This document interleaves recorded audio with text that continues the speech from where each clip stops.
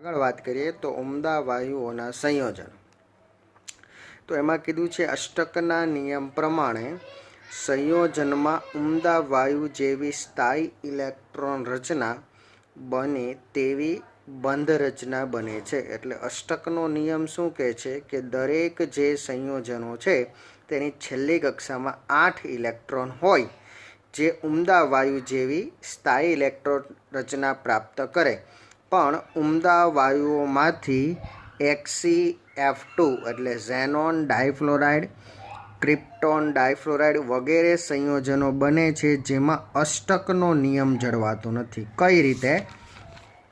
તો કીધું છે કે તમે એની ચર્ચા કરો. આમ તો બહુ ચર્ચા નથી કરેલી એ લોકોએ, પણ તમે સમજી શકો કે અષ્ટકમાં જે ઝેનોન છે ને, ઝેનોન એની આજુબાજુ ટોટલ 8 ઇલેક્ટ્રોન હોય અને +2 ઇલેક્ટ્રોન સાથે બંધ બનાવે તો જે 8 કરતાં ઇલેક્ટ્રોનની સંખ્યા કેવી થઈ જશે? વધી જશે. ક્રિપ્ટોનમાં પણ જે સંયોજકતા ઇલેક્ટ્રોન છે એની રચના વધી જશે. એટલે આપણે જે વિસ્તૃત અષ્ટક જેવું કાર્ય કરશે.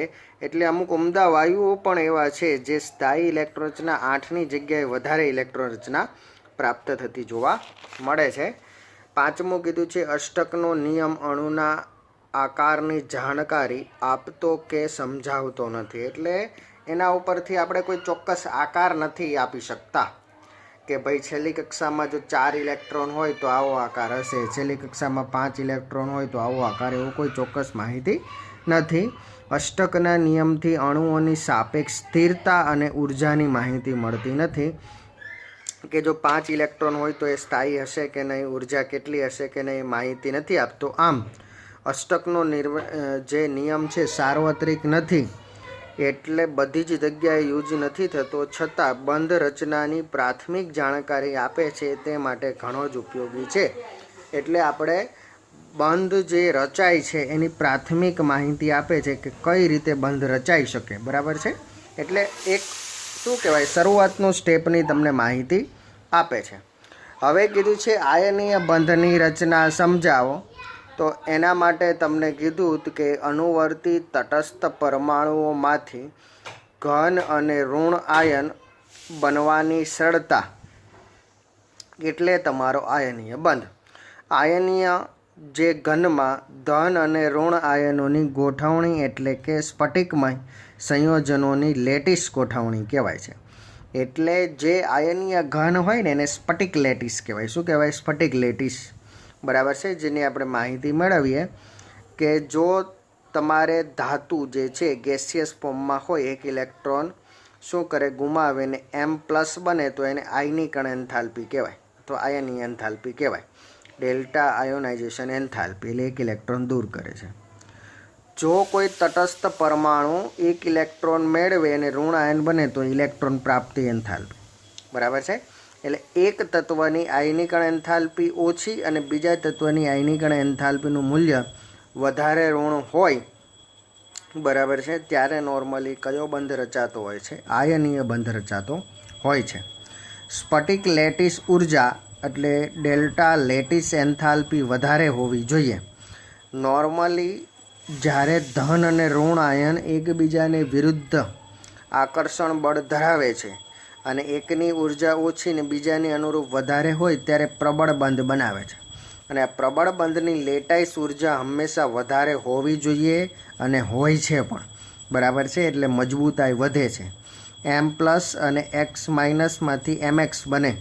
આને તમે આયનીય બંધ ધરાવતું સંયોજનો કહેવાય. ડેલ્ટા IH આયનીકરણ એન્થાલ્પી હંમેશા ઘન હોય છે. આપણે ચેપ્ટર નંબર 3માં ભણી ગયા. ડેલ્ટા EH પ્રાપ્તિ એન્થાલ્પી ઉષ્મા શોષક કે ક્ષેપક હોઈ શકે છે. અને ડેલ્ટા લેટિસ એન્થાલ્પી હંમેશા ઉષ્મા ક્ષેપક જ હશે. એટલે પ્રક્રિયા દરમિયાન ઉર્જા ઉત્પન્ન થવાની જ છે. બરાબર છે? એટલે મૂલ્ય વધારે અને ધન હોવું જોઈએ. લેટાઇસમાં ધાત્વીય ધન આયન અને ઋણ આયન પરસ્પર કુલંબીય. બરાબર છે? એટલે ધન અને ઋણ આયનનું જે આકર્ષણ થાય એ કુલંબીય આકર્ષણ કહેવાય. તે પ્રબળ આકર્ષણોથી સ્ફટિક રચનામાં હોય છે. ત્રિપરિમાણીય ગોઠવણી એટલે 3D સ્ટ્રક્ચર ગોઠવાય છે. આપણે હમણાં આકૃતિમાં જોઈએ. બરાબર છે? આયનીય આયનોના કદ, એમાં તમે જોશો કે નાના મોટા હશે, પેકિંગ, ગોઠવણી, કઈ રીતે ગોઠવણી છે અને અન્ય પરિબળો પર આધારિત હોય છે. આ ત્રણેય પરિણામી ઉષ્મા જેમ વધારે, ગોઠવણી છે, કદ છે, બરાબર છે, પછી એ બધાની જ આધારે જેમ વધારે ઉષ્માક્ષેપક તેમ ઉર્જા ઓછી અને વધારે સ્થાયી અને પ્રબળ આયનીય બંધની રચના હોય છે. એટલે જેમ ઉષ્મા જેમ વધારે એટલે તમે શું કરશો તો કે ઉષ્માક્ષેપક ઉર્જા વધારે, બરાબર છે, તેમ જેટલી ઉર્જા છૂટી પડશે એટલું જ તમારે સ્થાયીતા વધારે પ્રાપ્ત થશે, બરાબર છે. કારણ કે એને એકબીજાની નજીક આકર્ષણ કરવા ઉર્જાની કેવી જરૂર પડશે? ઓછી જરૂર પડશે. સ્થાયીતા કેવી થશે? વધારે. ને પ્રબળ આયનીય બંધ બનશે. એટલે યાદ શું રાખવાનું? ઉષ્માક્ષેપક ઉર્જા હંમેશા કેવી હોવી જોઈએ? વધારે હોવી જોઈએ, બરાબર છે. તો એ આપણે ઉદાહરણ આગળ સમજ. આગળ આપણે વાત કરશું કે જે આયનીય બંધ છે એમાં તમારે કદ છે, ગોઠવણી, એ બધું જ સમજવા આપણે સોડિયમ ક્લોરાઇડનું ઉદાહરણ લઈએ. તો સોડિયમ ક્લોરાઇડની સ્ફટિકમય રચના, બરાબર છે. તો આ એક સ્ટ્રક્ચર છે, તમારે પૂછાય છે, આઈએમપી ક્વેશ્ચન કહી શકાય, બરાબર છે. એટલે હું આઈએમપી લખું છું, બરાબર છે. એટલે તમારે ધ્યાનમાં રાખવાની, આકૃતિ પણ દોરવાની રહેશે. કઈ રીતે આપણે હું તમને હમણાં પોઈન્ટ પૂરો થાય પછી શીખવાડું. તો આયનીય સંયોજનો સ્ફટિકમય ઘન અવસ્થામાં હોય છે. એટલે નોર્મલી NaCl છે ને સ્ફટિકમય ઘન પદાર્થ, દાણાદાર હોય. આ કોઈ પણ ઘન પદાર્થ હોય ને એને બે પ્રકાર પડે, એક આયનીય હોય, સ્ફટિકમય હોય ને એમોર્ફસ હોય. એમોર્ફસ એટલે પાવડર કહેવાય ને સ્ફટિકમય એટલે દાણાદાર, મીઠું દાણાદાર હશે. જે ધનાયન અને ઋણાયનના કુલંબીય પારસ્પરિક એટલે વિરુદ્ધ વીજભારવાળા આકર્ષણથી ઉર્જાથી સાથે સાથે જકળાઈને ક્રમબદ્ધ ત્રિપરિમાણીય ગોઠવણીમાં ધરાવે છે. 3D સ્ટ્રક્ચર છે. તમારે આને સમજવું થોડુંક અઘરું પડે, બરાબર છે, પણ તો પણ આપણે વાત કરશું શક્ય. કારણ કે આ 3D સ્ટ્રક્ચર હોય ને કોઈ દિવસ આપણે પેપર પર સરળતાથી ન દર્શાવી શકાય. ચોપડીવાળા દર્શાવી શકે, બરાબર છે, પણ આપણે નથી દર્શાવી શકતા. આ સંયોજનો જુદી જુદી સ્ફટિક રચનામાં સ્ફટિકીકરણ પામે છે, જે આયનોના કદ અને પેકિંગ, ગોઠવણી અને અન્ય પરિબળો પર આધારિત હોય છે. તો એ કઈ રીતે પેકિંગ ક્ષમતા છે, કયા પરિબળો પર આધારિત છે, તો હું તમને આપેલા આકૃતિ સમજાવી દઉં. આપણે આકૃતિ દોરીએ પછી વાત કરશું. પછી જો આમાં તે બધા ડોટ્સ છે શું છે, તો આમાં તમારે એક Na અને એક Cl છે. જે Na છે એમાં હંમેશા ધન આયન છે એટલે કદ નાનું છે. એટલે આપણે આ જે તમારે ઘાટું ગોળ છે ને એવી રીતના બ્લુ પેનનું Na પ્લસ છે. જ્યારે જે ક્લોરિનનું કદ હંમેશા મોટું હશે, રેડ કલરનો જે તમારે ડોટ છે ને બરાબર છે ક્લોરિન છે. એટલે જો ખૂણા ઉપર હંમેશા ક્લોરિન ગોઠવાયેલા છે, બરાબર છે, એ તમે જોઈ શકો છો. અને અંદરની બાજુએ તમારે સોડિયમ ગોઠવાયેલા છે. હવે જે આકૃતિ છે કઈ રીતે દોરવાની છે હું તમને સમજાવું છું, બરાબર સમજજો. તો જો પહેલાં આપણે નોર્મલી આવી રીતના કામ કરશું એટલે તમે જોતા જજો, બરાબર. એક ચોરસ દોરવાનું, પછી એનાથી થોડુંક આગળ આવી રીતના બીજું ચોરસ દોરવાનું, બરાબર છે. આવી રીતના બે ચોરસ દોરી દો. પછી આની લાઈન, આ લાઈન, આ લાઈન અને આ લાઈનને તમારે ભેગું કરી નાખવાનું એટલે એક સમઘન બનશે.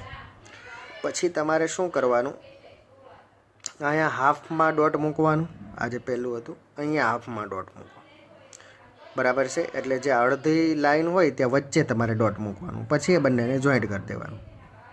તો આપણે જોઈન્ટ કરી દીધું, બરાબર છે. પછી આપણે શું કરશું તો કે જે આ લાઈન છે એ તમારે ઠેક ક્યાં સુધી લઈ જવાની? નીચે સુધી. એટલે અહીંયા હાફ થઈ જશે. આ લાઈન છે એને તમારે અહીંયા સુધી લઈ જવાની, એટલે અહીંયા અર્ધ વચ્ચે આવી જશે, જોઈ શકો છો તમે. એની પાછળની લાઈનમાં અહીંયા અર્ધ વચ્ચેનું થાય, આ લાઈનમાં. પછી આને બંનેને પાછો જોઈન્ટ કરી દો. એવી જ રીતે સાઈડ ઉપર કરો. અહીંયા સેન્ટરમાં આ પોઈન્ટ આવશે, અહીંયા સેન્ટરમાં તમારે કયો પોઈન્ટ આવશે? આ પોઈન્ટ આવશે, બરાબર છે. એને પાછું જોડી દો. આ તમારે જે ડોટ છે એને તમે ક્યાં લઈ જશો તો કે પાછળ લઈ જશો એટલે અહીંયા ડોટ આવશે. આને તમે ક્યાં લઈ જશો? અહીંયા લઈ જશો એટલે અહીંયા ડોટ આવશે. આ બંનેને ભેગું કરી દો. આટલું બની જાય. પછી તમારે શું કરવાનું તો કે જે આ બધી લાઈનો છે ને ત્યાં વચ્ચે ડોટ કરી દો એક વખત, બરાબર છે. અહીંયા અને અહીંયા કરી દીધા. પછી આ બધાને જોઈન્ટ કરી દેવાનું. આ એક જોઈન્ટ, પછી આ તમારું બીજું જોઈન્ટ, આ તમારું ત્રીજું જોઈન્ટ અને આ તમારું ચોથું જોઈન્ટ. એટલું કરી દીધું. બરાબર સમજતા જજો, કારણ કે જો તમે કન્ટિન્યુ નહીં રહેશો તો નહીં ખ્યાલ આવે. પછી એક તમારે અહીંયા ડોટ કરવાનું છે, અહીંયા ડોટ કરવાનું છે, એટલે એને પાછું તમારે ઊભી લાઈન કરવાની છે. અને એક તમારે અહીંયા સેન્ટરમાં ડોટ કરીને આ બંનેને જોઈન્ટ કરી દેવાનું છે. એટલે આ તમારી રચના. ખૂણા ઉપર તમારે શું કરવાના? હંમેશા ક્લોરીન આવશે. ક્લોરીન ખૂણામાં આવે તો વચ્ચે અહીંયા સોડિયમ આવશે. એના કરતાં ઊંધું અહીંયા સોડિયમ આવશે વચ્ચેના બાજુ, તો અહીંયા તમારો ક્લોરીન આવશે. અહીંયા તમારો ક્લોરીન પાછા છેડા ઉપર ખૂણા ઉપર, ને અહીંયા તમારો સોડિયમ. એવી રીતના બધી આકૃતિ દોરવાની છે, આપણે દોરેલી છે. બરાબર છે. ચાલો, તો હવે આકૃતિ દોરતા આવડવી જોઈએ. ન આવડે તો એક વખત કહેજો, પર્સનલી ચર્ચા કરશું. બરાબર છે. હવે તમને શું કીધું છે કે સોડિયમ ક્લોરાઇડ NaClની સ્ફટિક રચના આપેલ છે. આયનીકરણ એન્થાલ્પી ડેલ્ટા IH, એટલે જ્યારે સોડિયમને તમારે છે એ શું બનશે તો કે Na પ્લસ બનશે. ઇલેક્ટ્રોન દૂર કરશે ત્યારે ડેલ્ટા આયનાઇઝેશન એન્થાલ્પી 495.8 કિલો જૂલ, એટલે આટલી ઉર્જા તમારે શું થાય છે તો કે ઉત્પન્ન થવાની છે. ઇલેક્ટ્રોન પ્રાપ્તિ એન્થાલ્પી ડેલ્ટા EGH, જે ક્લોરીન એક ઇલેક્ટ્રોન મેળવશે ત્યારે ક્લોરીન માઇનસ બનશે, ત્યારે EGH minus 348.7 kilo joule mall inverse આપેલી છે. પહેલી બીજી જે છે ને ટોટલ તમે કરશો એટલે આ પ્લસ છે, આ માઇનસ છે, 147.1 કિલો જૂલ ઉર્જા તમારે બરાબર છે ઉત્પન્ન થશે. આ બંને તબક્કાના ઉષ્માનો સરવાળો ઉષ્માક્ષેપક છે, એટલે ઉત્પન્ન થવાની છે. ઉર્જાની જરૂર પડશે. બરાબર છે. એટલે તમારે ઉર્જા આપવી પડશે, એટલે સરવાળો ઉષ્માક્ષેપક છે, એટલે ઉર્જા આપશો. બરાબર છે. જોઈન્ટ કરવા માટે. બરાબર છે. ત્યારે એ ઉર્જા જોઈન્ટ થઈ જશે, પછી શું કરશે? ઉત્પન્ન કરશે. તો આ લેટિસ એન્થાલ્પી જ્યારે સ્ફટિક બનશે ત્યારે સ્ફટિક લેટિસ એન્થાલ્પી કહેવાય, ડેલ્ટા LH. તો Na plus Cl minus NaCl બનશે ત્યારે lattice enthalpy minus 788 kilo joule mall inverse છે. તો આ ત્રણેય તબક્કામાં 1, 2 અને 3નો એન્થાલ્પીનો સરવાળો માઇનસમાં મળશે. આમ NaClની પ્રક્રિયામાં શોષાયેલી ઉર્જા, જેટલી ઉર્જા આપશો એ શોષાયેલી ઉર્જા કરતાં મુક્ત થતી ઉર્જા તમને કેવી જોવા મળશે? વધારે જોવા મળશે. બરાબર છે. એટલે જે શોષાયેલી ઉર્જા હશે એના કરતાં મુક્ત ઉર્જા વધારે થશે, કારણ કે પ્રક્રિયા કેવી છે? ઉષ્માક્ષેપક છે. બરાબર છે. એટલે ઉત્પન્ન થયેલી તમને વધારે જોવા મળશે. આગળ વાત કરીએ તો લેટિસ એન્થાલ્પી કોને કહેવાય? તો એક મોલ આયનીય ઘન સંયોજનને સંપૂર્ણપણે તેના વાયુમય ઘટકીય આયનમાં ફેરવવા માટે જરૂરી ઉર્જાને લેટિસ ઉર્જા કહેવાય છે. એક મોલ આયનીય ઘન એટલે આપણે NaCl એક મોલ લઈએ, એને તમે સંપૂર્ણપણે તેના વાયુમય ઘટકો એટલે Na ગેસિયસ અને Cl ગેસિયસમાં ફેરવવા માટેની ઉર્જાને લેટિસ ઉર્જા કહેવાય છે. અથવા વાયુમય ઘન આયન અને ઋણ આયનમાંથી એક મોલ આયનીય ઘન બને છે ત્યારે મુક્ત થતી ઉર્જાને આયનીય ઘન લેટિસ એન્થાલ્પી કહેવાય છે.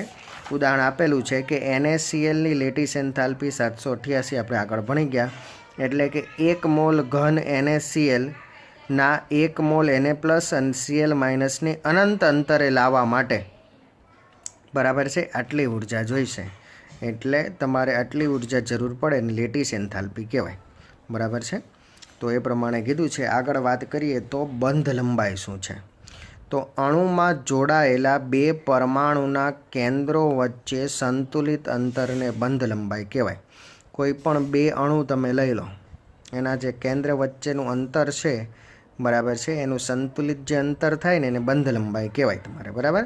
બંધ લંબાઈ સ્પેક્ટ્રોમેટ્રિક પદ્ધતિઓ, સહકિરણ વિવર્તન એટલે અથડામણ થાય, પરાવર્તન થાય એને વિવર્તન કહેવાય, અને ઇલેક્ટ્રોન વિવર્તન તકનીકોથી બંધ લંબાઈ નક્કી કરવામાં આવે છે. સહસંયોજક ત્રિજ્યા અને વાન ડર વાલ્સ ત્રિજ્યાનો પણ સમાવેશ થાય છે, અને એ આપણે સમજાવવાની છે. બરાબર છે. કે આ સહસંયોજક ત્રિજ્યા શું છે અને વાન ડર વાલ્સ ત્રિજ્યા શું છે એ સમજાવવાની છે. બરાબર છે. કારણ કે બંધ લંબાઈ માટે એક અગત્યનો પોઈન્ટ, અથવા એ તમે ત્રિજ્યા દ્વારા બંધ લંબાઈ માપી શકો છો. એટલે IMP પોઈન્ટ છે, એટલે હું એને IMP લખી દઉં છું, એ તમારે ધ્યાનમાં રાખવાનું. બરાબર છે. તો આજે આપણે વાત કરીએ સહસંયોજક ત્રિજ્યા. પહેલાં તો શું છે? તો બંધમાં બંધિત થયેલા પરમાણુઓની જોડ બંધ લંબાઈમાં ફાળો આપે છે. એમ કીધું ને, બે પરમાણુઓ જ્યારે એકબીજા સાથે જોડાય ત્યારે બંધ લંબાઈમાં ફાળો આપતા હોય છે.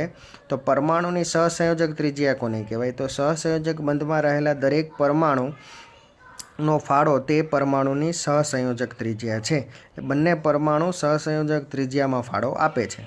સહસંયોજક બંધની લંબાઈ એક પરમાણુ બરાબર છે જે ડોર છે જે સાથેના બીજા પરમાણુની કોર છે, કોર સાથે શું થાય છે? સંપર્કમાં હોય છે. બરાબર છે. એટલે તમે સમજી શકો છો કે આ જે આખો પરમાણુ છે, હવે એની અસર અમુક અંતર સુધી હોય તો એની કોર આ કહેવાય. આ પરમાણુ છે તો એની અસર અહીંયા સુધીની હોય તો બંનેની કોર એકબીજાને કેવી હોય છે? સંપર્કમાં હોય છે. બરાબર છે. તો તેના પરથી આપણે શું કરી શકાય છે? તો કે આ જે સહસંયોજક બંધ લંબાઈ છે માપી શકાય છે. બે એક સમાન પરમાણુના અણુમાં સહસંયોજક બંધથી જોડાયેલા બે પરમાણુ વચ્ચેનું અંતરનું અડધું મૂલ્ય તેની સહસંયોજક ત્રિજ્યા કહેવાય. એટલે શું કીધું છે તમને? આ જ પોઈન્ટ અને ઉદાહરણ દ્વારા સમજીએ. મારી પાસે અહીંયા ક્લોરીન છે, આ એક બીજો ક્લોરીન છે. બરાબર છે.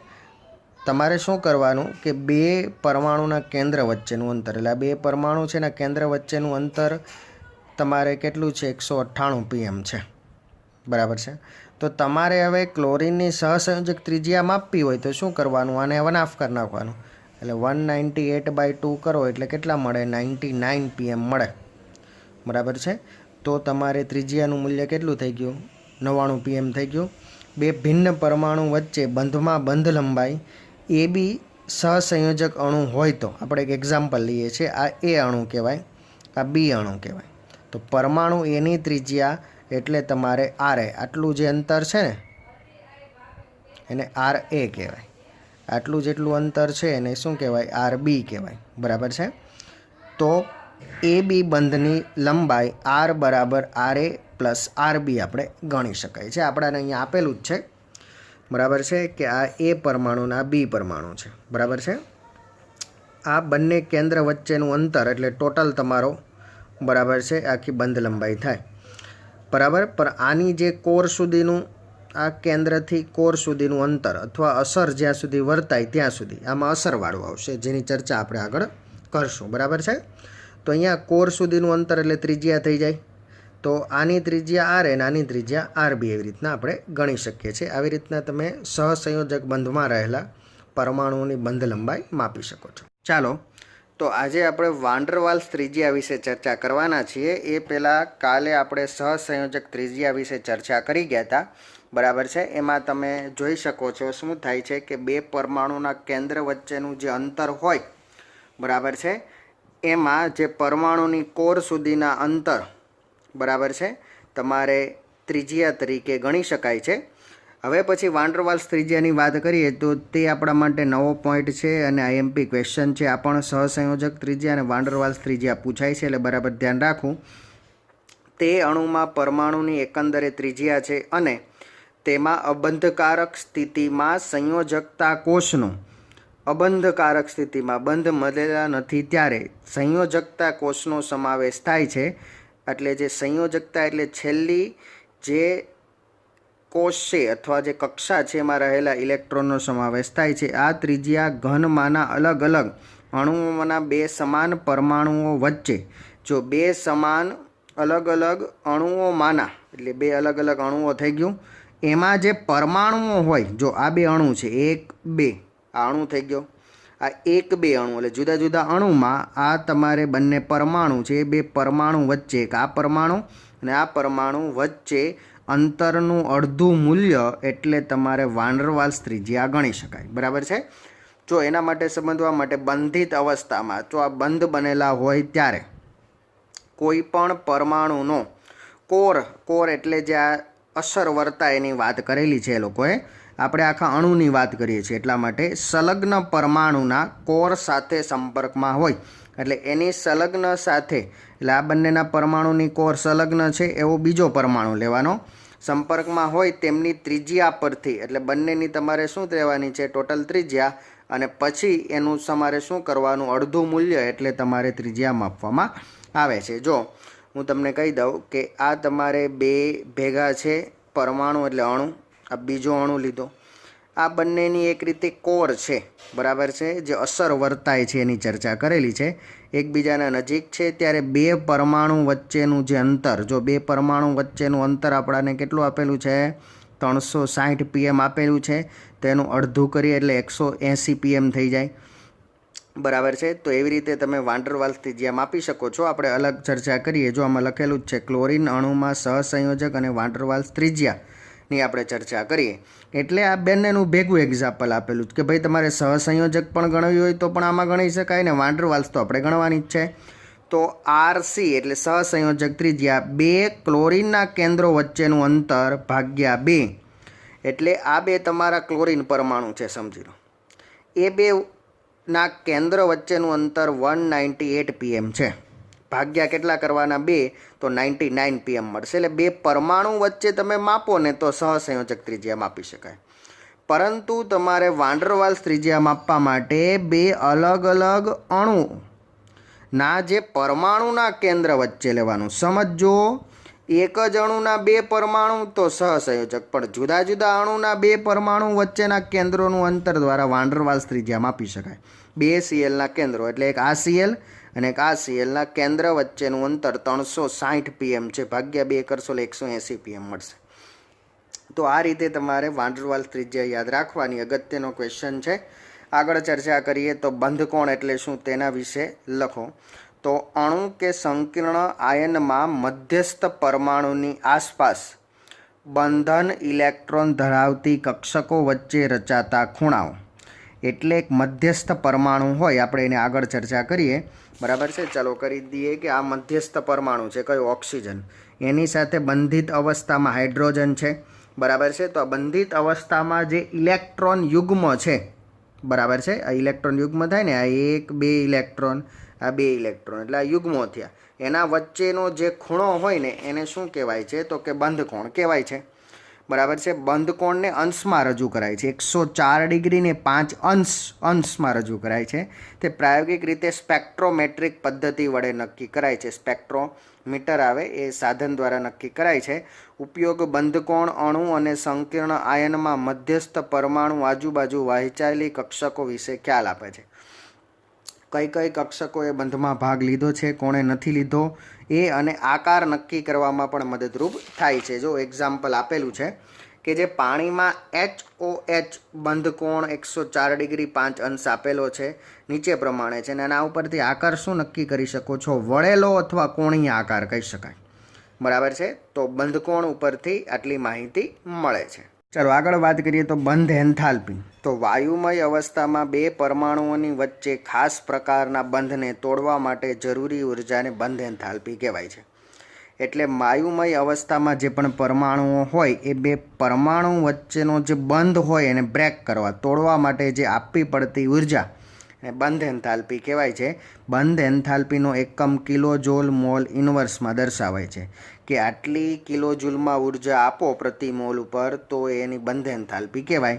ઉદાહરણ હાઇડ્રોજન અણુમાં રહેલી હાઇડ્રોજનની બંધ ઉર્જા 435.8 કિલો જૂલ મોલ ઇન્વર્સ છે। H2 હાઇડ્રોજન બરાબર છે, એટલે હાઇડ્રોજન HH વચ્ચેનો બંધ તોડો એટલે બે હાઇડ્રોજન પરમાણુ છૂટા પડે, એના માટે ડેલ્ટા AH બરાબર છે, તમારે જે બંધ એન્થાલ્પી છે 435.8 કિલો જૂલ મોલ ઇન્વર્સ છે। એક કરતાં વધારે બંધ હોય, હાઇડ્રોજનમાં સિંગલ બોન્ડ હોય છે, તો ઓક્સિજનમાં અને નાઇટ્રોજનની વાત કરીએ તો ઓક્સિજનમાં ડબલ બોન્ડ હોય છે, એટલે ઓક્સિજનમાં રહેલા બે બંધને તોડવા માટે તમારે શું કરવું પડશે તો વધારે ઉર્જાની જરૂર નહીં પડે, કારણ કે તમારે શું થાય છે તો કે સરળતાથી બંધ તૂટે છે। જોઈએ ઓક્સિજન બંધ તૂટી ગયો તો ત્યારે 408 કિલો જૂલ મોલ ઇન્વર્સની જરૂર પડે છે। હવે એક વસ્તુ યાદ રાખવાની, આ હાઇડ્રોજન H2માં તમારે નોર્મલી બંધ પણ હોય છે અને હાઇડ્રોજન બંધ પણ જોવા મળે છે। બાકી યાદ રાખવાનું, જેમ જેમ તમારે બંધની સંખ્યા વધે તેમ ઉર્જાની જરૂરિયાત વધારે પડે, બરાબર છે। પરંતુ આમાં શું થાય છે, હાઇડ્રોજન બંધ પણ છે, બરાબર છે, તેના કારણે ઉર્જા વધારે છે, બાકી આની ઓછી હોય, ડબલની વધારે, ટ્રિપલની સૌથી વધારે, બરાબર છે। એટલે આમાં થોડીક ઘટી જવાનું કારણ આમાં હાઇડ્રોજન બંધ છે। તો ઓક્સિજન ડબલ બોન્ડ તોડશો એટલે 408 કિલો જૂલ મોલ ઇન્વર્સની જરૂર પડશે. નાઇટ્રોજન વચ્ચે ટ્રિપલ બોન્ડ છે એટલે નાઇટ્રોજન પરમાણુ છૂટો પડશે ત્યારે 964 કિલો જૂલ મોલ ઇન્વર્સની જરૂર પડશે. એટલે મેં કીધું એમ બંધ વધારે તો ઉર્જા વધારે, પણ અમુક જે બંધો હોય છે એમાં કન્ડિશન હોય છે, કારણ કે આમાં હાઇડ્રોજન બંધ પણ છે ને સહસંયોજક પણ છે, એટલા માટે. બરાબર. બંધ એન્થાલ્પી બંધ તોડવાની ઉર્જા હોવાથી ઉષ્મા શોષક છે, પણ નિર્માણની ઉર્જા લેતા ઉષ્મા ક્ષેપક છે. બરાબર છે. બંધ તોડવા ઉર્જા આપવી પડે છે, પણ પ્રક્રિયા દરમિયાન બંધ બનાવવા માટે જે ઉર્જા ઉત્પન્ન થઈ હોય તોડો ત્યારે પાછી ઉત્પન્ન થાય, એટલે ઉષ્મા ક્ષેપક પણ હોઈ શકે છે. બંધ વિયોજન ઉર્જા લેતા ઉષ્મા ક્ષેપક હોય છે. બંધ વિયોજન એન્થાલ્પીનું મૂલ્ય જેટલું વધારે લો તેટલું જ બંધ મજબૂત હોય. મેં કીધું એમ બંધ તોડવા માટે વધારે ઉર્જા આપો તો બંધ વધારે એટલો મજબૂત હશે, અને જેટલી ઉર્જા છૂટી પડશે એના ઉપરથી પણ નક્કી કરી શકો છો. એક બંધ, પછી દ્વિબંધ, પછી ત્રિબંધ, એન્થાલ્પી ક્રમશઃ વધે છે. આવ્યું ને કે એક બંધને તોડવા કરતાં બીજા બંધને, એટલે બે બંધને તોડવા વધારે અઘરા છે એના કરતાં ત્રિબંધને, એટલે ક્રમશઃ એન્થાલ્પીનું મૂલ્ય કેવું થશે? વધશે. જો આપણે જે ચર્ચા કરી હતી, કન્ડિશન ખાલી યાદ રાખવાની. HCl માટે તમને કીધું છે વિષમ કેન્દ્રીય અણુ છે, એમાં બંને પરમાણુ સેમ હતા. જો પણ અલગ અલગ પરમાણુમાં બંધ વિયોજન એન્થાલ્પીની વાત કરીએ તો HCl વચ્ચેનો બંધ H અને Cl છૂટા પડશે ત્યારે 431.0 kg પ્રતિ મોલ ઇન્વર્સની જરૂર પડશે. આમાં તમારે યાદ રાખવાનું કે બંનેનું આકર્ષણ અપાકર્ષણને પણ આધારિત હોય છે, કારણ કે અલગ અલગ અણુ છે. બહુપરમાણવીય અણુના બંધની એન્થાલ્પી માપવાનું કાર્ય ઘણું જ જટિલ છે. ઉદાહરણ બીજું આપેલું છે H2Oમાં. H2Oમાં બે બંધ જોવા મળે. આપણે ઉપર જોઈ ગયા ને, એક બંધ અને બે બંધ. તો H2Oમાં બે OH બંધ છે. આ બંને બંધ OH બંધની વિયોજન એન્થાલ્પી એક સરખી નથી, પણ ભિન્ન છે, જુદી જુદી છે. બરાબર છે. એટલે H2Oમાં બરાબર છે બંધ તોડશો એટલે એક H અને OH વચ્ચેનો બંધ તૂટશે એટલે 502 કિલો જૂલ મોલ ઇન્વર્સ. પછી જે OH છે એના વચ્ચેનો બંધ તોડશો એટલે હાઇડ્રોજન અને ઓક્સિજન, ત્યારે 427 કિલો જૂલ મોલ ઇન્વર્સ તમારે ઉર્જાની જરૂર પડે છે. પાણીમાં એક બંધ તૂટે છે પછી બીજા OH બંધને રાસાયણિક પર્યાવરણ ભિન્ન છે. એટલે તમે વિચારી શકો છો કે આ બંધ તૂટે ત્યારે હાઇડ્રોજનને OH છૂટો પડે છે. જ્યારે આ બંધ તૂટે ત્યારે ફક્ત OH, એટલે પર્યાવરણ એટલે જે બંધ એક પાસે OH છે ને એક પાસે H છે. બરાબર છે. એટલે પહેલાં આ H અને OH બંધ તૂટે છે અને પછી O અને H બંધ તૂટે છે. તો આ પર્યાવરણ બંનેના જુદા જુદા કહેવાય. એટલે બંધ એન્થાલ્પી કેવી હોવી જોઈએ? જુદી હોવી જોઈએ, જેથી બંને OH બંધ હોવા છતાં તેમની બંધ એન્થાલ્પી એક સમાન નથી. આ જ રીતે C2H5OHમાં પણ OH બંધની એન્થાલ્પી કેવી હોય છે? જુદી જુદી જોવા મળે છે. ખાલી એક્ઝામ્પલ આપેલું છે, ચર્ચા કરેલી નથી. તો સરેરાશ બંધ એન્થાલ્પી, તો બહુ પરમાણવીય અણુમાં એક કરતાં વધારે એક સમાન બંધ હોય ત્યારે સરેરાશ બંધ એન્થાલ્પી લેવાય છે. એટલે એક કરતાં વધારે બંધ હોય, જેમ કે પાણીમાં છે, તો ત્યારે ટોટલ આપણે બંનેનું અલગ અલગ નથી લખતા, બંનેને ભેગા કરીને સરવાળો કરીને સરેરાશ બંધ એન્થાલ્પી લખીએ છીએ. તો અણુમાંના એક સમાન બધા બંધની કુલ બંધ વિયોજન એન્થાલ્પીના મૂલ્યને તૂટેલા બંધની સંખ્યા વડે ભાગતા સરેરાશ બંધ એન્થાલ્પી મળે છે. એટલે સરેરાશ બંધ એન્થાલ્પી એટલે તૂટેલા બંને જે એન્થાલ્પી છે એનો સરવાળો કરવાનો અને ભાગ્ય કેટલા કરવાના? 2. એટલે 502 + 427 ભાગ્યા 2 એટલે સરેરાશ આવશે 464.5 કિલો જૂલ મોલ ઇન્વર્સ. હવે છે બંધ ક્રમાંક શું છે? તો સહસંયોજક બંધના લુઈસ વર્ણનમાં અણુમાંના બે પરમાણુઓ વચ્ચેના બંધની સંખ્યાને બંધ ક્રમાંક કહે છે. એટલે તમારે જ્યારે લુઈસનું બંધારણમાં બે પરમાણુ વચ્ચે જે બંધની સંખ્યા હોય, 1 છે, 2 છે, 3 છે, જેટલી બંધની સંખ્યા એટલો બંધ ક્રમાંક કહેવાય. તે બંધકારક ઇલેક્ટ્રોન યુગ્મની જ ચર્ચા કરવાની છે, એટલી સંખ્યા હોય છે. H2માં એક બંધ છે એટલે એક બંધ ક્રમાંક, O2 વચ્ચે બે બંધ છે એટલે 2, નાઇટ્રોજનમાં 3 એટલે 3, કાર્બન અને ઓક્સિજન વચ્ચે 3 બંધ છે એટલે 3 બંધ ક્રમાંક. એટલે જેટલા બંધ હોય એટલા બંધ ક્રમાંક ગણી શકાય છે. પછી છે સમ ઇલેક્ટ્રોનીય અણુ અને આયનમાં બંધ ક્રમાંક. બે કે વધારે દ્વિપરમાણવીય અણુ કે આયનો સમ ઇલેક્ટ્રોનીય હોય તો તેમાં બંધ ક્રમાંક સમાન હોય છે. એટલે બંધ ક્રમાંક નોર્મલી કેવો જોવા મળે છે? સમાન. F2 તથા O2-2માં બંધ સમાન બંનેમાં ઇલેક્ટ્રોન 18 છે એટલે સમ ઇલેક્ટ્રોનીય થઈ ગયા અને બંનેના બંધ ક્રમાંક એક જ છે. કેમ? તો ફ્લોરિન વચ્ચે તો સિંગલ બોન્ડ જ હોય, પણ ઓક્સિજન વચ્ચે ડબલ બોન્ડ હોય છે, પણ એમાંથી જે 2 ઇલેક્ટ્રોન બરાબર છે એ શું કરે છે તો કે વધારાના મેળવશે એટલે નોર્મલી બંધ કેવો થશે? તૂટશે. એક બંધ તૂટી જાય એટલે કેટલો વધ્યો? એક જ વધ્યો. એવી જ રીતે N2CO અને NO+ આ ત્રણેય સમ ઇલેક્ટ્રોનિયા છે. ત્રણેયમાં 14 ઇલેક્ટ્રોન છે અને ત્રણેયમાં ત્રિબંધ છે. નાઇટ્રોજનમાં તો 3 છે, કાર્બન ઓક્સિજનમાં આગળ ભણી ગયા 3 છે. નાઇટ્રોજન અને ઓક્સિજન વચ્ચે શું થાય છે તો કે ડબલ બોન્ડ હોય છે, બરાબર છે, પરંતુ એક ઇલેક્ટ્રોન એની પાસે વધારે હોય છે ને એક એ મેળવે છે, બરાબર છે. એક વધારાનો એની પાસે છે ને એક મેળવશે એટલે શું થશે? એક નવા બંધની રચના થશે. આમ ત્રણેયમાં 3 ઇલેક્ટ્રોનનો બંધ ક્રમાંક ગણવામાં આવશે. તો અહીંયા સુધી આપણે રાખીએ છીએ એટલે મંગળવાર એટલે કાલે એટલે આજે એટલે અહીંયા સુધીનો તમારે અભ્યાસક્રમ બુધવારની એક્ઝામમાં રહેશે. એટલે અહીંયા સુધીનું બુધવારની એક્ઝામમાં વાંચવું. ચર્ચા કરીએ સંસ્પંદન રચના. તો સંસ્પંદન રચના આપણા માટે કાયમી ક્વેશ્ચન છે એટલે બરાબર ધ્યાન રાખવું. પૂછાયો છે એક જ અણુની કે આયનની ભિન્ન લુઈસ રચનાઓ સંસ્પંદન રચનાઓ કહેવાય છે. એટલે એક કરતાં વધારે રચનાઓ. જો આ તમને ઓઝોનમાં 2 રચનાઓ જોવા મળે છે અને લુઈસ બંધારણ સ્વરૂપે છે તો એ એકબીજાની સંસ્પંદન રચનાઓ કહેવાય. કોઈ એક જ લુઈસ રચના એટલે કોઈ એકની ચર્ચા કરીએ, 2માંથી એકની, એ અણુ કે આયનને ચોકસાઈથી વર્ણન કરી શકતા ન હોય. એટલે આના પરથી તમારે બધા ભૌતિક રાસાયણિક ગુણધર્મોની માહિતી મેળવવી હોય લુઈસ બંધારણ પરથી તો ન મળે. તેથી તેને એકથી વધારે લુઈસ રચનાઓ એટલે કે સંસ્પંદન રચનાઓથી શું કરવામાં આવે છે? વર્ણવવામાં આવે છે. એટલે 2 કે તેથી વધારે બંધારણ દ્વારા એને દર્શાવવામાં આવે તેને સંસ્પંદન રચનાઓ કહેવાય. તો ઓઝોનમાં સંસ્પંદન રચના. તો સંસ્પંદન રચનાઓ દોરવામાં પરમાણુના કેન્દ્રના સ્થાન બદલવામાં આવતા નથી. કેન્દ્રના સ્થાન કોઈ દિવસ બદલાતા નથી, જેવા છે એવા જ એવા રહે છે.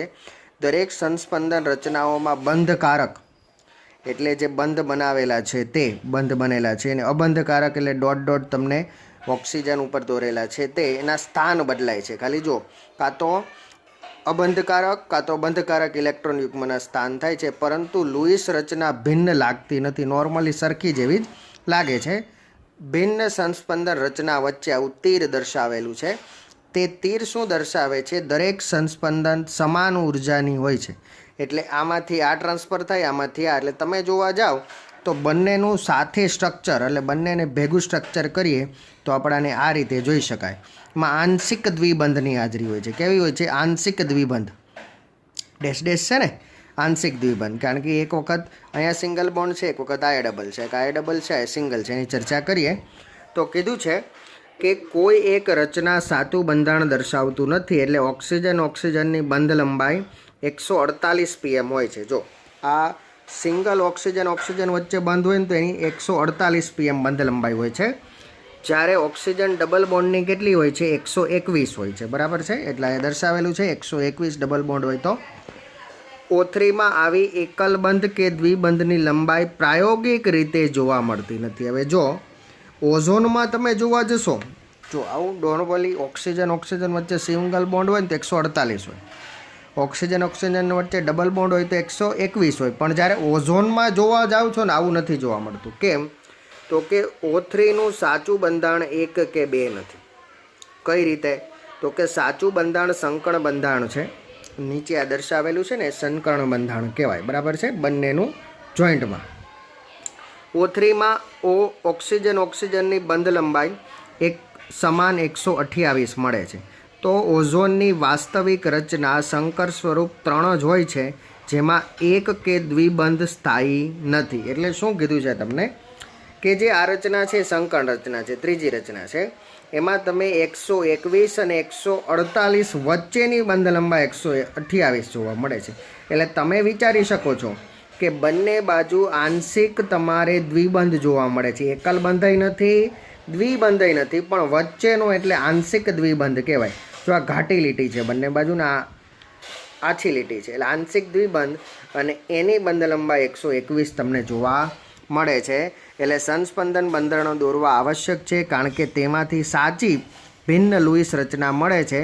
આવી એક પણ સંસ્પંદન રચના સાચી બંધ લંબાઈ કે બંધ ઉર્જા સાથે સુસંગત નથી. એટલે સંસ્પંદન રચના જોઈશો તો એનીમાં ચોક્કસ માહિતી નહીં મળે, પણ એનું જે સંકર, જે છેલ્લી તમારે બધા ભેગા કરીને જે સંસ્પંદન રચના મળશે, સંકર રચના, એના દ્વારા ચોક્કસ માહિતી મળે છે, જે તેની મર્યાદા છે. આ બંધારણોના સાચા બંધારણની આગાહી કરી શકાય તે આપણે ફાયદો છે. એક્ઝામ્પલમાં તમને મોસ્ટ એમપી એક્ઝામમાં પૂછે છે CO3 અને CO2માં સંસ્પંદન દર્શાવવું હોય તો તમે અહીં જોઈ શકો છો કે CO2 છે, અહીંયા કાર્બન સાથે ડબલ બોન્ડ એક વખત અહીંયા છે ને યાદ રાખવાનું, ડબલ બોન્ડ હોય ઓક્સિજન સાથે 4 ડોટ કરવાના, સિંગલ બોન્ડ હોય તો 6 ડોટ. જો સિંગલ બોન્ડ તો 6 ડોટ આવશે, બરાબર છે. ડબલ બોન્ડ એક વખત આ બાજુ છે, આ બાજુ લઈ આવો, આ બાજુ ડબલ બોન્ડ હોય તો 4 બાકી 6 એક વખત ડબલ બોન્ડ છે આ બાજુ. એટલે 3 જે ડબલ બોન્ડ છે વારાફરતી જગ્યા ચેન્જ થઈ ગઈ. આ 3 સંકળ બંધારણ, અને 3નું ભેગું સંકળ બંધારણ દર્શાવો તો જો આ સિંગલ બોન્ડ બધામાં ચોખ્ખો છે, પણ જે દ્વિતીય બંધ છે આંશિક છે, તો આ તમારું સંકળ બંધારણ કહેવાય. અને આની જે બંધ લંબાઈ હશે એ તમને CO2માં જોવા, CO3-2માં જોવા મળશે, બરાબર છે. જો 2- દેખાય છે, એ 2-2 અહીંયા છે તમારે, બરાબર. હવે છે CO2માં તમે જોઈ શકો છો. અને હા, એક તમને ડોટનું પણ શીખવાડી દઉં કઈ રીતે, બરાબર છે. તો આ ઓક્સિજન છે, એની છેલ્લી કક્ષામાં 6 ઇલેક્ટ્રોન, એટલે તમે દર્શાવો 1 2 3 4 5 6, આના 6 થઈ ગયા. આના ગણો 1 2 3 4 5 6, આના ગણો 2 4 6 થઈ ગયા. તો આવી રીતના તમારે ડોટ દર્શાવવાના છે, બરાબર છે. હું તમને ડોટ શીખવાડી દઉં, બરાબર છે. સોરી, આમાં શીખવાડીએ. CO2 છે એટલે એમાં તમને માહિતી મળી જશે. શું કીધું છે તમને કે આ કાર્બન છે ને છેલ્લી કક્ષામાં 4, એટલે 1 2 3 4, તો 4 થઈ ગયા. ઓક્સિજનની છેલ્લી કક્ષામાં 6, એટલે 2 4 અને 6, બરાબર. 2 બંધકારક થાય ને 4 અબંધકારક થાય. પછી આમાં પણ ઓક્સિજનમાં 2 તમારે કેવા આવશે તો કે બંધકારક ને 4 અબંધકારક થઈ ગયા. આ ઓક્સિજનમાં જો તો કાર્બનની છેલ્લી કક્ષામાં 4, એટલે 1 2 3 અને તમારે સોરી અહીંયા ઉલટું થશે, આ 1 2 3 4, આ 4 કોના ઓક્સિજનના, 1 2 3 4. પછી આ 1 2 3 4 5 અને 6, બરાબર છે. પરંતુ અહીંયા પોઝિટિવ આવશે. એક રીતે જોવા જાઓ તો આનું બરાબર બંધારણ જો આવું થાય, પણ આપણે એને દર્શાવેલું છે કઈ રીતે, આ ઓક્સિજન પાસે 7 છે, 1 2 3 4 5 6 7, એક વધારાનો છે એટલે -1. હવે ગણો, 1 2 3 4, કાર્બનના 4, પણ આ 1 2 3 4 5 એક ઓછો છે એટલે +1, એવી રીતના દર્શાવેલું છે. પેલી રીતે પણ ગણી શકો, પણ અહીંયા +1 -1 આપણે ગણી શકાય. હવે આ 3 બોર્ડ આ બાજુ છે, પેલી બાજુ લઈ જાઓ એટલે તમારે અહીંયા 1 2 3 4 5 6 7, એક માઇનસ વધારાનો હોય એટલે 6 હોવા જોઈએ, 7 છે એટલે એક વધારાનો માઇનસ. કાર્બન પાસે 1 2 3 4 4 છે, પછી 1 2 3 4 5 એક ઘટે છે એટલે પ્લસ. તો આ 3 જે સંસ્પંદન બંધારણ છે એનું એક બંધારણ કેવું થશે, ડબલ બોન્ડ, એટલે આંશિક ત્રિબંધ થશે તમારે, બરાબર છે. તો આ સંકળ બંધારણ ને આ તમારા સંસ્પંદન બંધારણ. તો ભિન્ન સંસ્પંદન રચનાઓ એક પણ રચના સાચું બંધારણ દર્શાવતી નથી, એટલે એક દ્વારા સાચું બંધારણ ન માહિતી મળે. એક પણ રચના અસ્તિત્વમાં નથી હોતી, પરંતુ તેના ચલ રૂપકો, એટલે એક કરતાં વધારે સંસ્પંદન બંધારણ હોય ને તે એકબીજાના સંતુલનમાં હોવા જોઈએ, એટલે ટ્રાન્સફરેબલ હોય, એકમાંથી બીજામાં, બીજામાંથી ત્રીજામાં સંતુલનમાં હોય છે. અને અણુનું સાચું બંધારણ એ સંકળ રચના જેવું હોય છે. સંકર રચના એટલે છેલ્લી આપણે જે પણ માની ને બધી સંકર રચનાઓ કહેવાય, બરાબર છે, જે સાચી ઠેરતી જોવા મળે છે. હવે છે અધ્રુવીય અને ધ્રુવીય સહસંયોજક બંધ એટલે શું સમજાવો.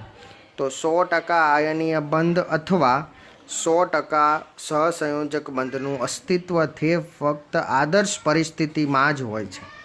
100% ક્યારેય બંધ આયનીય હોતો નથી કે 100% સહસંયોજક હોતો નથી. ફક્ત આદર્શ પરિસ્થિતિમાં જ આવી ઘટના બને. વાસ્તવિકમાં કોઈ પણ બંધ અથવા સંયોજન સંપૂર્ણપણે આયનીય અથવા સહસંયોજક હોતા નથી. હાઇડ્રોજન અણુમાં 2 હાઇડ્રોજન વચ્ચે પરમાણુ વચ્ચે તમારે સહસંયોજક બંધ તો જોવા જ મળે છે, પણ કંઈક થોડોક અંશે આયનીય લાક્ષણિકતા પણ જોવા મળે છે. હવે છે અધ્રુવીય સહસંયોજક બંધ.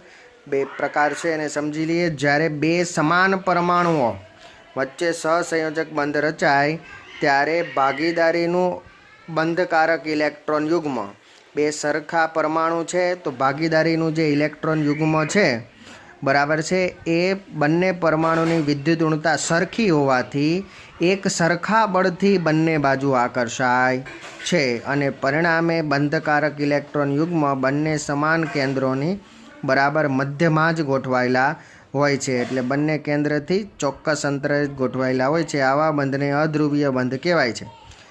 H2, N2, O2, F2, Cl2 જ્યાં સરખા પરમાણુ હોય તેમાં આવું જોવા મળશે. હવે છે ધ્રુવીય સહસંયોજક બંધ. જો 2 ભિન્ન તત્વોના પરમાણુઓ વચ્ચે સહસંયોજક બંધ હોય તો અણુમાંનું ભાગીદારીનું ઇલેક્ટ્રોન યુગ્મ જે વધારે વિદ્યુત ઋણતા ધરાવતું તત્વ હશે તે પરમાણુની નજીક જાય છે. જો એક્ઝામ્પલ, હાઇડ્રોજન, ફ્લોરિન જુદા જુદા તત્વો છે, એમાં વધુ વિદ્યુત ઋણતા ફ્લોરિનની છે તો આ ઇલેક્ટ્રોન યુગ્મ કોના તરફ આકર્ષાયેલું જોવા મળે છે? ફ્લોરિન તરફ, બરાબર છે. તો આકર્ષાયેલું જોવા મળે છે, બરાબર છે. અને પરિણામે ઓછો વિદ્યુતધ્રુવ પરમાણુ એ અંશત ધન વીજભાર, એટલે હાઇડ્રોજનનો ઓછો વીજભાર છે એટલે અંશત માટે પ્લસ તમારે, બરાબર છે, ડેલ્ટા એવું લખી શકાય છે. અને જે વધારે વિદ્યુત ઋણતા ધરાવતું બી તત્વ હોય આંશિક ઋણ વીજભારિત બને છે. તો આંશિક ઋણ વીજભાર તમને આપેલો છે, બરાબર છે. તો આવા વિષમ કેન્દ્રીય વચ્ચેના બંધને ધ્રુવીય સહસંયોજક બંધ કહેવાય છે. અણુ એ બીના એની વિદ્યુત ઋણતા ઓછી, આની ઓછી છે, જ્યારે બીની કેવી છે? વધારે હોવાથી એ અને બી વચ્ચે આવી રીતના દર્શાવી શકાય છે. ને એ તમારે આંશિક ધન વીજભાર ને બી તમારે આંશિક ઋણ વીજભાર જેવા ધ્રુવીય બંધ બનાવે છે. તો અહીંયા સુધી રાખીએ છીએ. બરાબર વાંચજો, લખજો ને એક્ઝામમાં બરાબર મહેનત કરજો.